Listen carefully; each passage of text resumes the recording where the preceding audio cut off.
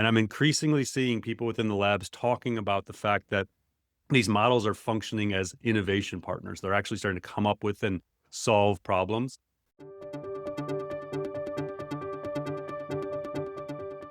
So Boris Cherney, who leads Claude Code at Anthropic, sat down for an interview on the podcast called Lenny's Podcast this week. And he made this really interesting claim, basically saying coding is effectively solved. He said he has not edited a single line of code by hand since November 2025. Every line has been written entirely by AI. Interestingly, Cherney built Claude Code as a side project at Anthropic in September 2024. And within 5 days of releasing it internally, half of Anthropic's engineering team was using it. The product is now generating $1 billion in annual run rate revenue, and 4% of all public GitHub commits are authored by Claude Code. Cherney predicts that will hit 20% by the end of 2026.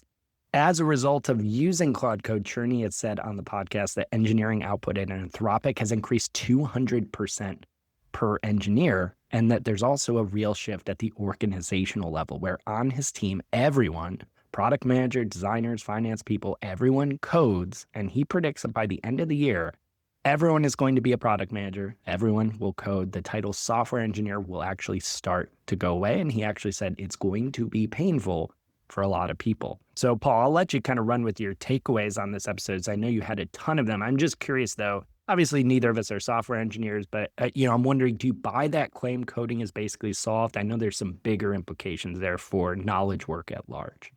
Yeah, that was why I wanted to highlight this one as a main topic. I tweeted after I listened to this episode that like some Lenny's podcast episodes you listen to twice, and this is one of them. Yeah. And I have listened to it twice now. So it was, I think it was the first time I heard Boris talk. I'm pretty sure this is the first interview of his that I've listened to. I've been following him now for probably 6 months, closely on X, and he's pretty active. So you learn a lot from him. But to hear his story, kind of how he created Claude Code almost as like a hack, he was just like messing around, I thought was fascinating. But I think the real key and the reason we wanted to highlight this, and I would recommend people listen to it, is replace code with whatever you do. And when you're listening to this podcast, so let's say you do marketing or consulting or whatever it is, just every time he says code, replace it with the things you do, the tasks that you do for your living. Because that's what he's implying is like whatever we just did with coding is now going to come to the rest of knowledge work. And he says that basically. So I think that first, it's interesting when this interview dropped and then relevant to everything else we're doing. It said that the thing that drew me to Anthropic was the mission. It's all about safety. And when you talk to people at Anthropic, everyone you find in the hallway, that's all they want to talk about is safety.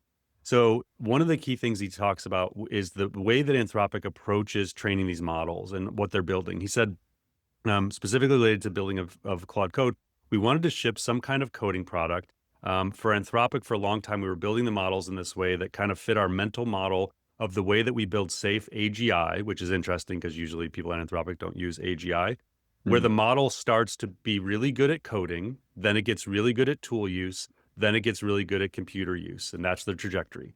I'm going to repeat this again because this is like the main, if you take nothing else away from this, this is the thing you have to understand. Coding is, it's good at writing code. Tool use is, it doesn't just rely on the language model itself to do the outputs, to write your briefs, to come up with creative ideas for your campaigns, things like that. Tool use is access to other things like the internet, like search. So the ability to go use other tools to improve the language model. And then computer use is seeing everything on your screen digitally and then being able to act in a digital way. That's computer use agents that can do things on the screen just like you and I would. So that was the real key. He talks about innovation and how there's no roadmap for innovation. You have to give people space. And even if like 80% of the ideas are bad, that's okay. Like you never know when the good thing's going to come. He didn't think Claude Code was going to work. He didn't really even think it was that big of a thing when he first did it. You touched on how much of his code is written by the AI, 100%. He said he hadn't written a line of code since like November. But I thought there was an interesting note where he said like in February, it was like 20%. Then by May, it was like 30%. And then by November, it was 100%. So this is not like a multi-year thing. This was like within 8 months, it went from 20% of his work to 100% of his work. But they're still hiring more people, but these people are like 4x more productive than they used to be.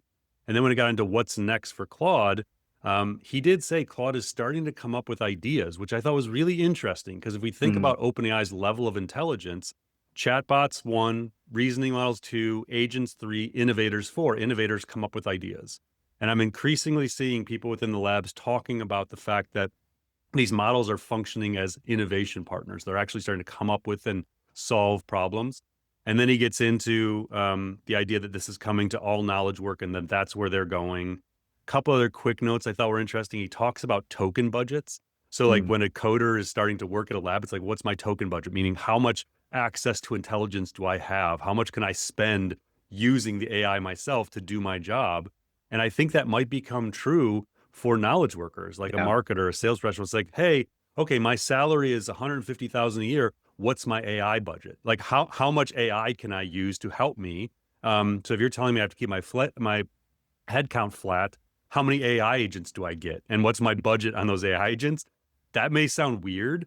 That is already happening in coding. And I could see in other industries by the end of 26, that becomes a regular conversation in negotiations. Is like, what is my agent budget? So I would definitely go listen to this podcast. Again, it can be kind of technical from a coding perspective. But if you think about he's like pretend like he's just talking about your profession and replace coding with whatever you do, I think it starts to give people a really good understanding of where this is all going. And his like analogy of the printing press, I thought was really well stated about like it might be the best way to look at this. Mm. So good interview. Lenny does an amazing job. It's a great podcast. I would definitely go check out that episode.